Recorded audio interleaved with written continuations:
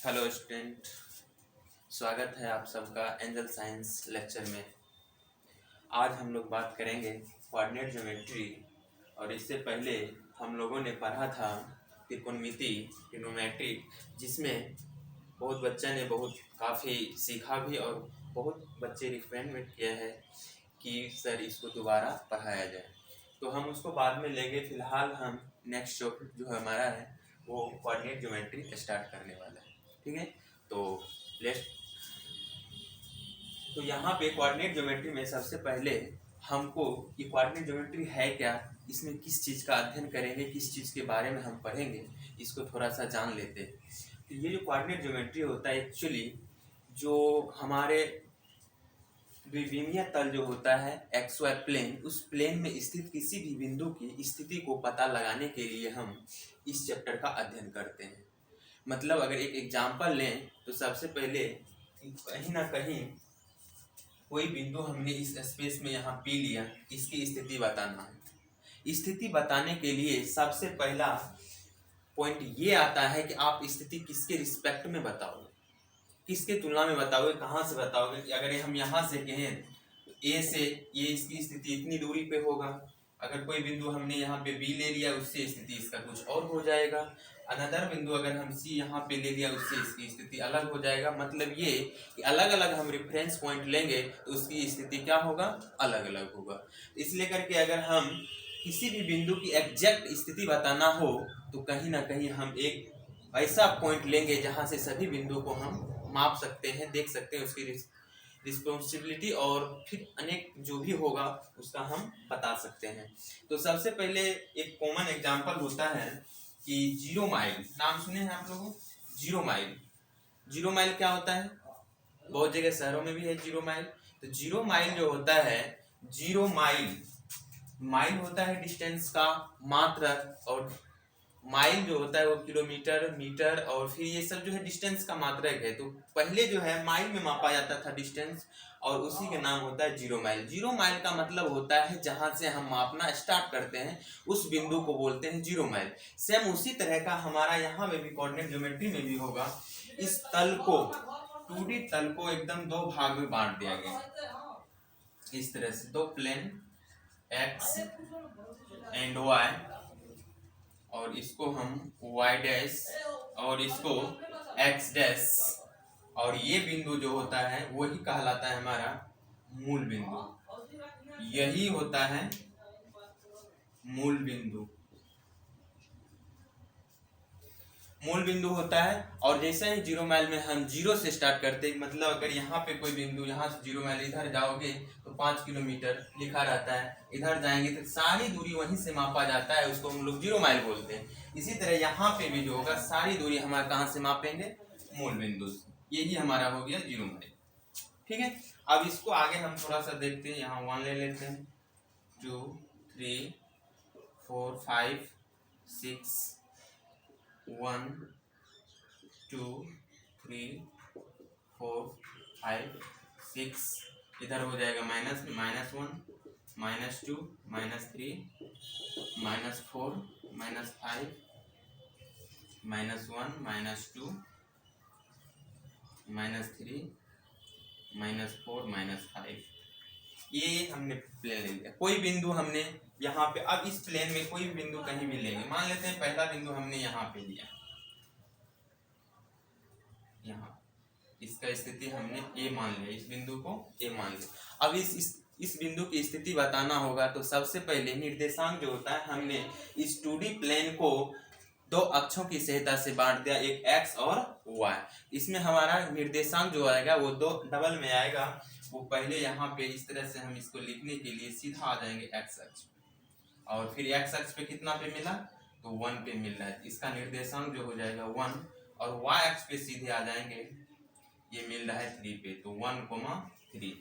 सबसे पहला निर्देशांक लिखने में हमारा एक माना हुआ अवधारणा है कि सबसे पहले निर्देशांक में x लिखेंगे, देन y लिखेंगे, x के बाद ही y लिखा जाएगा। तो यहाँ से हो गया इसका 1,3। नेक्स्ट अगर कोई बिंदु हमने यहाँ पे ले लिया, यहाँ पे, तो इसका निर्देशांक लिखने के लिए सबसे पहले 1 पे आएंगे, तो 1 में हमको क्या मिला, 4 मिला। एक्स पे आएंगे तो ये हमारा 4 मिला, तो इस बिंदु का नाम बी दे देते हैं।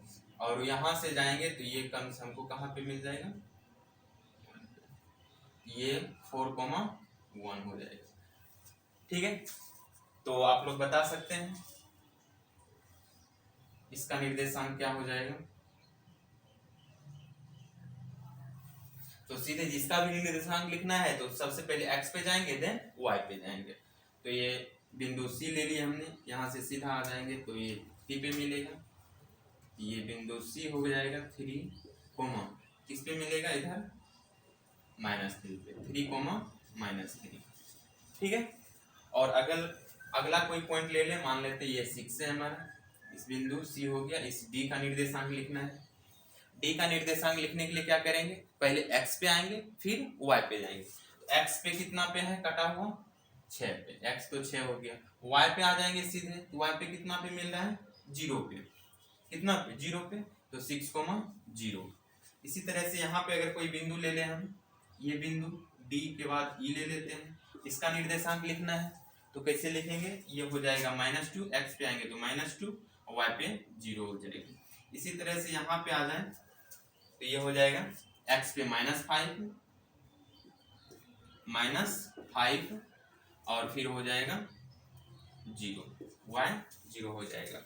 इस तरह से एक बात यहाँ से नोट कर रहे हैं कि यहाँ पे x अक्ष पे -5,0, -2,0, 6,0 मतलब का y कोऑर्डिनेट हमेशा क्या हो रहा है 0 हो रहा है। तो यहाँ पे हम देखें x अक्ष पर जितने भी बिंदु लेंगे उसका y कोऑर्डिनेट, y निर्देशांक क्या हो जाएगा 0 हो जाएगा।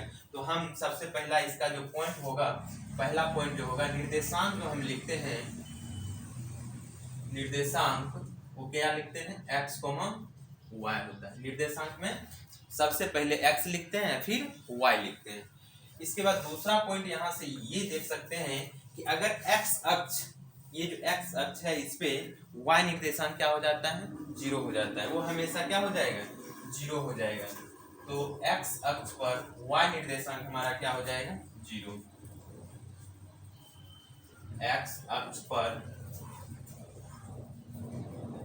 y निर्देशांक, y निर्देशांक 0 हो जाएगा, y निर्देशांक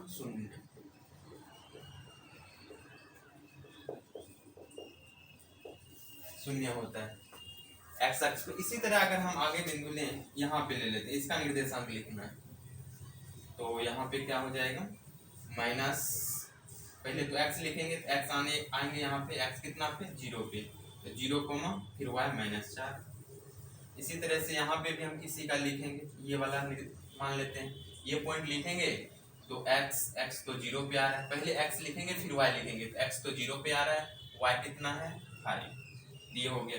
इसी तरह जिस तरह से हम x अक्ष पे लिए तो x अक्ष पे y 0 आ रहा था हमेशा, इसलिए इसका जो समीकरण होता है x अक्ष का समीकरण y बराबर 0 हो जाता है। इसी तरह यहाँ पे x अक्ष पे जो देख रहे हैं तो y अक्ष पे जो हम देख रहे हैं y अक्ष पे हमेशा x 0 आ रहा है, x 0 आएगा, इसलिए करके इसका जो समीकरण हो जाता है वो होता है x = 0।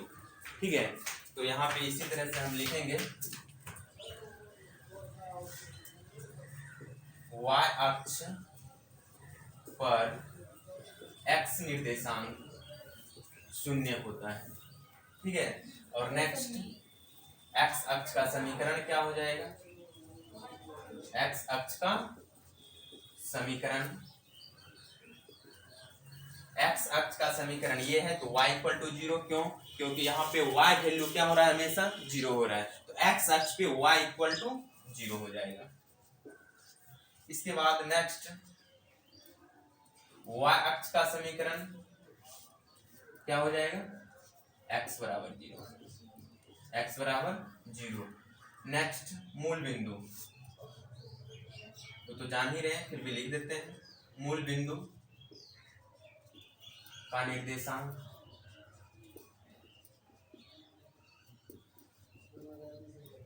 मूल बिंदु का निर्देशांक क्या हो जाएगा 0,0, क्योंकि x भी 0 y भी 0, मूल बिंदु का निर्देशांक इतना हो गया। अब जो है नेक्स्ट देखते हैं, इतना हो गया। अब इसके बाद जो है नेक्स्ट देखते हैं, कॉपी करना है, जल्दी से कर लो। ठीक है, अब हम लोग देखेंगे आगे कि किसी बिंदु की जो दूरी होगा वो x अक्ष से कितना होगा, y अक्ष से कितना होगा। तो हम आगे देखते हैं, किसी बिंदु की अक्षों से दूरी मतलब यहाँ सबसे पहले अगर x अक्ष से दूरी, पहला अगर देखें x अक्ष से दूरी, अगर किसी बिंदु का निर्देशांक x, y है, जैसे यहाँ पे इस बिंदु को देख, ए पर विचार करें, तो ये जो है x अक्ष से दूरी इस बिंदु का, तो दूरी यही हुआ ना, यही दूरी हुआ ना, ये कितना होगा, किसके बराबर, x अक्ष से जो दूरी होगा इस बिंदु को वो सीधा इतना होगा, और इतना किसके बराबर होगा, 3 के बराबर, और 3 क्या है, y निर्देशांक है। x अक्ष की जो दूरी होगा वो y निर्देशांक के बराबर होगा, तो x अक्ष से जो दूरी होता है वो बराबर क्या हो जाएगा, y। लेकिन अगर एक बात इसमें भी अभी और गलती ये है कि अगर y निर्देशांक माइनस में आ गया तो दूरी तो हमारा माइनस में नहीं आएगा, इसलिए करके इसमें क्या लगाएंगे, मोड लगाएंगे, मोड y। मोड का मतलब होता है अगर निगेटिव वैल्यू भी है उसमें तो वो पॉजिटिव वैल्यू लेना है, सिर्फ वैल्यू लेना है, पॉजिटिव वैल्यू। सेम इसी प्रकार से आगे हम y अक्ष से दूरी क्या हो जाएगा, y अक्ष, तो यही देखो y अक्ष ये हुआ, ये दूरी किसके बराबर हो जाएगा, 1 के बराबर, या फिर किसी भी और भी लेंगे, ये जैसे ये वाला हुआ, तो y अक्ष से दूरी ये कितना, 4 के बराबर, मतलब x कोऑर्डिनेट के बराबर, तो ये हो जाएगा mod x। क्या हो जाएगा, mod x। ठीक है, अब जो है नेक्स्ट हम देखते हैं दो बिंदु के बीच की दूरी। दो बिंदु के बीच की दूरी कैसे निकालेंगे, यहां से हम सीखे सबसे पहला x निर्देशांक, x अक्ष पर y निर्देशांक 0, y अक्ष पे x निर्देशांक 0, x अक्ष का समीकरण y = 0, y अक्ष का समीकरण x = 0, और मूल बिंदु का निर्देशांक 0,0, और किसी अक्ष से दूरी ये हो जाएगा x अक्ष से दूरी y mod y के बराबर, और y अक्ष से दूरी जो हो जाएगा mod x के बराबर। ये छोटे छोटे क्वेश्चन जो होते हैं ऑब्जेक्टिव में बहुत बार पूछे जाते हैं, छोटा छोटा चीज है, छोटी छोटी बातों को ध्यान में रखेंगे तब बड़ी बात को समझने में आसान होगा। ठीक है, नेक्स्ट जो हम देखेंगे वो दो बिंदु के बीच की दूरी देख लेंगे। ठीक है,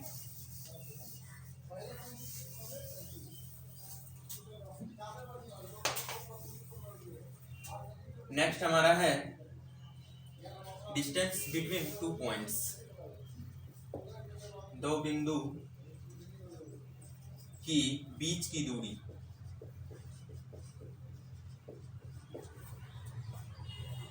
दो बिंदु के बीच की दूरी। अब क्या है कि दो बिंदु के बीच की दूरी हम कहीं भी इस प्लेन में कहीं भी दो बिंदु लेंगे और उनके बीच की दूरी हमने क्या करना है, ज्ञात कर देना है। तो हम यहाँ से कोई बिंदु इस तरह से ले लिया, एक P ले लिया, और दूसरा बिंदु यहाँ पे हमने Q ले लिया, दो बिंदु ले लिया।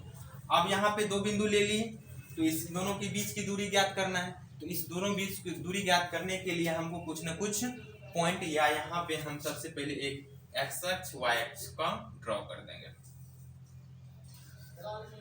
x और y को ड्रॉ कर दिए हमने।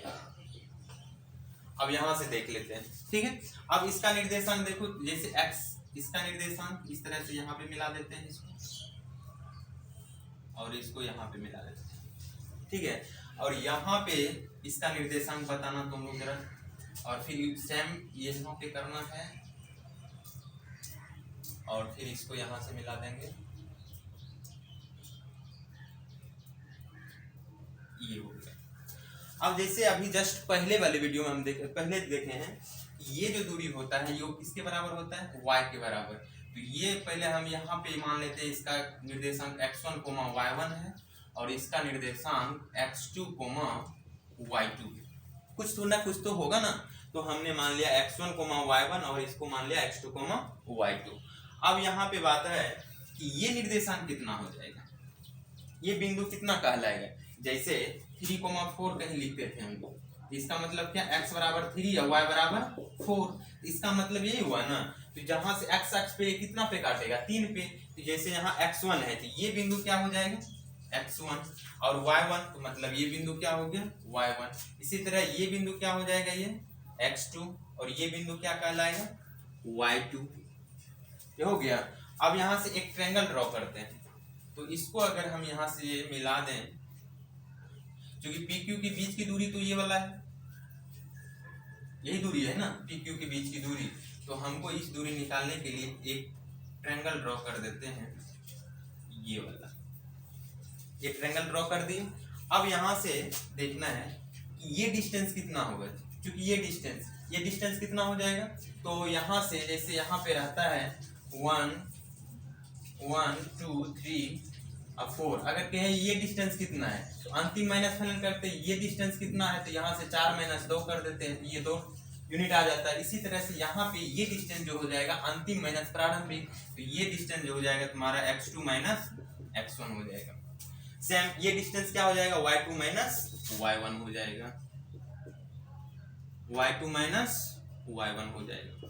ठीक है, x2 - x1 और y2 - y1। अब जितना ये होगा उतना ही ये वाला होगा सेम, तो इसको भी लिख देंगे हम क्या x2 - x1, ये हो गया, ये डिस्टेंस इसका हो गया। और ये कितना होगा, जितना ये होगा उतना ही ये वाला भी होगा, तो ये हम लिखेंगे y2 - y1 सेम, ये डिस्टेंस हो गया। अब हमारा जो है एक राइट एंगल ट्रायंगल है, ये राइट एंगल ट्रायंगल है। अगर यहाँ पे पी क्यू और इसका नाम दे देते हैं आर, तो पी क्यू आर एक राइट एंगल ट्रायंगल है। चूंकि ट्रायंगल पी क्यू आर एक समकोण त्रिभुज है। कैसा त्रिभुज है, समकोण त्रिभुज है। तो समकोण त्रिभुज में हमारा एक पाइथागोरस प्रमेय लागू होता है, तो इसलिए करके हम क्या लिखेंगे, कर्ण का स्क्वायर, ये होता है ना पाइथागोरस प्रमेय, कर्ण का स्क्वायर बराबर आधार का स्क्वायर प्लस लंब का स्क्वायर। तो कर्ण हमारा ये हो गया, सबसे बड़ी भुजा जो होता है वही ट्रायंगल का हाइपोटेनस, इट मींस कर्ण होता है। तो ये हमारा है, ये निकालना है, ये दूरी क्या हो गया पी क्यू, कर्ण हमारा पी क्यू का स्क्वायर, आधार वाला ये होगा, आधार या मानो या ये मानो कोई भी होगा, तो इसको मानते हैं, तो ये क्या हो जाएगा आधार x2 - x1 का होल स्क्वायर, x2 - x1 का होल स्क्वायर प्लस लंब ये वाला y2 - y1 का होल स्क्वायर।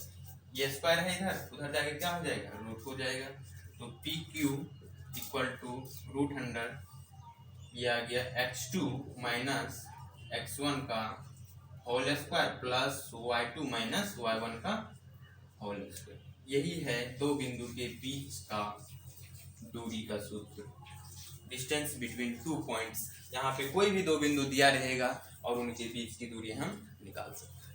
ठीक है, तो कुछ एग्जांपल करते हैं इसमें। तो एग्जांपल जैसे डिस्टेंस निकालना है, मान लेते हैं यहाँ पे है 2,3 तथा 5,6 के बीच का डिस्टेंस निकालना है।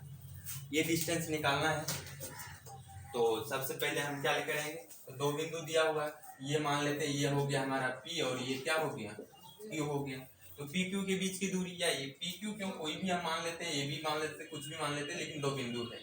ये हमारा पहला हो गया ये x1 और ये क्या हो गया y1, और ये बिंदु क्या होता है x2 हो जाएगा और ये क्या हो जाएगा y2 हो जाएगा। फार्मूला में रखेंगे दूरी PQ बराबर √100 x2 - x1 का whole square plus y2 - y1 का होल स्क्वायर। तो ये हो जाएगा x2 कितना 5 - 2 का whole square plus y2 - y2 हो गया 6 - 3 का होल स्क्वायर। कितना हो जाएगा ये 3 का होल स्क्वायर प्लस 3 का होल स्क्वायर, कितना हो गया 9 + 9 √18, इट मीन्स कितना 2√3√2 यूनिट मात्रक। ठीक है, इसी तरह और भी एग्जांपल कर सकते हैं हम लोग। तो इसको करने के लिए नेक्स्ट एग्जांपल अगर हम ये ले लें, एक और एग्जांपल लेते हैं, ये sin sine theta comma cos theta, sine theta comma minus cos theta और minus sine theta comma cos theta. इसका ये दो बिंदु है हमारा, ये मान ली P हो गया और ये Q हो गया। इनके बीच के डिस्टेंस निकालना है, तो इनको निकालने के लिए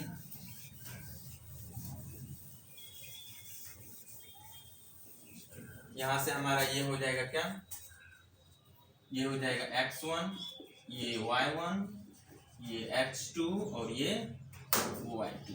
तो नेक्स्ट हम देख लेते हैं, यहाँ से डिस्टेंस हो जाएगा PQ √100 x2 माइनस x1 का होल स्क्वायर, x2 हो गया minus sine theta minus sine theta का होल स्क्वायर प्लस फिर वहां पे क्या हो जाएगा कॉस थीटा, कॉस थीटा और y1 कितना माइनस, तो minus minus plus cos theta का होल स्क्वायर। ये हो जाएगा -2 साइन थीटा का whole square plus 2 cos theta का होल स्क्वायर और ये हो जाएगा 4 sine square theta plus 4 cos square theta और यहाँ से 4 कॉमन आ जाएगा, sine square theta plus cos square theta ये इक्वल टू 1 के बराबर होता है, ये 1 आ जाएगा, 4 इंटू 1 4 हो गया, 4 का ये 2 ठीक है। नेक्स्ट आगे देखेंगे, आगे के वीडियो में बताएंगे दो या दो से अधिक बिंदु कैसे कोलिनियर होगा या नहीं होगा, संरेख होगा या असंरेख होगा, और दो संरेख बिंदु होने की शर्त क्या है, असंरेख बिंदु होने की शर्त क्या है, ये आगे के लेक्चर में बताएंगे। Okay, thank you.